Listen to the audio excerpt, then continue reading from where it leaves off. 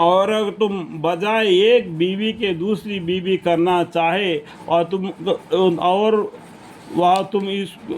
وہاں تم اس کو ایک انبار کا انبار مال دے چکے ہو تو تم اس میں ککوز مت کھا لو۔ کیا تم اس کو لیتے ہو بہتان رکھ کر اور صریحہ گناہ کے مرتکب ہو کر، اور تم اس کو کیسے لیتے ہو حالانکہ تم باہم ایک دوسرے سے بے حجابانہ مل چکے ہو؟ یعنی اس سے پہلے جب تمہارے آپس میں جھگڑائی لگڑا ہونے سے پہلے ایک دوسرے سے محبت رکھتے تھے، اور عورتوں کو تو نے مال دے دیا اور اس کے اوپر کوئی ایسا برا بلا لگا کر اس مال کو واپس مت لو، حالانکہ تم باہم ایک دوسرے سے حجابانہ مل چکے ہو اور عورتیں تم سے ایک گاڑا اقرار لے چکی ہے۔ یہ اللہ تعالیٰ کیا بولتے ہیں دیکھو، اور اگر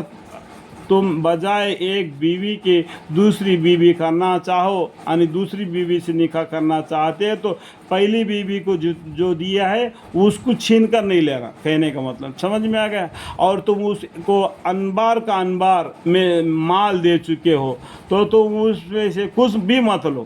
پہلے عورتوں سے، تو دوسرا نکاح کرنا چاہتے ہو، ٹھیک ہے؟ تو اس کا بھی قاعدہ ہے، کیا تم اس کو لیتے ہو بہتان رکھ کر اور صریحہ گناہ کے مرتکب ہو کر، اور تم اس کو کیسے لیتے ہو حالانکہ تم باہم ایک دوسرے سے بے حجابانہ مل چکے، اور وہ عورتیں تم سے ایک گاڑا اقرار لے چکی ہے، اور تم ان عورتوں سے نکاح مت کرو جن سے تمہاری باپ دادا نانا نے نکاح کیا ہے، مگر جو بات گزر گئی۔ اس سے پہلے زمانے میں عورتیں کم تھے، اسلام کو پھیلنا تھا تو اس ٹائم پر کچھ حلال تھی تو حرام کر دیا گیا ہے قرآن میں، تو ان کے